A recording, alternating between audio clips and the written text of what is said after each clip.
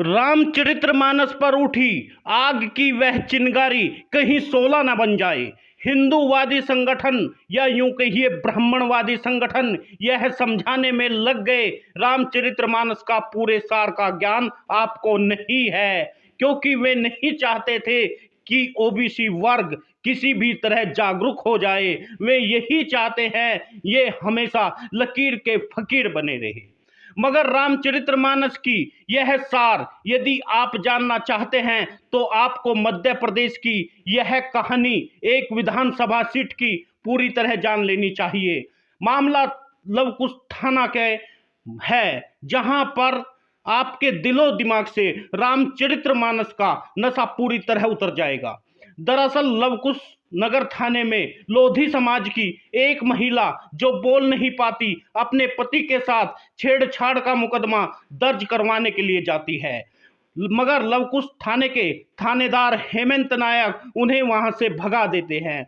वह दिव्यांग महिला स्थानीय विधायक राजेश प्रजापति के पास जाती है, जो भारतीय जनता पार्टी के विधायक है। राजेश प्रजापति अपनी गाड़ी में बैठाकर थाने में उसे ले जाते हैं। हेमंत नायक एक एफआईआर दर्ज करने से साफ मना कर देते हैं, कहते हैं यह मामला पूरी तरह से फर्जी है। यही नहीं, विधायक राजेश प्रजापति के साथ भी बदतमीजी कर देते हैं। राजेश प्रजापति धरने पर बैठ जाते हैं। हेमंत नायक विधायक से तू तड़ाक में बात करते हैं। इसलिए बात करते हैं क्योंकि थाना अध्यक्ष ब्राह्मण थे, राजेश प्रजापति पिछड़े वर्ग से थे। वहीं पर एसपी भी सचिन शर्मा है, यानी यह हुआ सोने पर सुहागा। युवक पर आरोप लगा था, वह भी ब्राह्मण था। उसे बचाने के लिए एसपी से लेकर थाना प्रभारी तक लगातार लाइन पर लगे रहे। हेमंत नायक ने कार्यवाही नहीं की और वह धमकी देते रहे लगातार एसपी की। वैसे तो एक विधायक का ओहदा मुख्यमंत्री के लगभग बराबर होता है। हेमंत नायक अपनी जाति के हिसाब से अपने आप को ऊंचा मान रहे थे।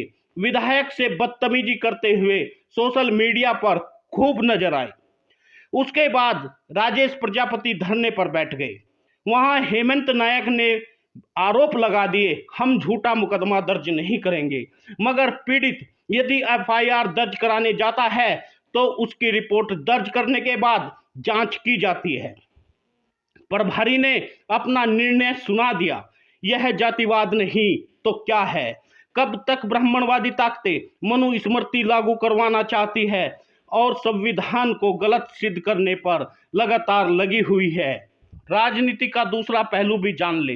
दरअसल राजेश प्रजापति के पिता आरडी प्रजापति बागेश्वर धाम की काली करतूतों के बारे में लगातार ओबीसी महासभा के मंच से परतें खोलनी शुरू की, तो भारतीय जनता पार्टी के नेता राजेश प्रजापति के खिलाफ उन्हीं की पार्टी के लोगों साजिश पर उतारू हो गए।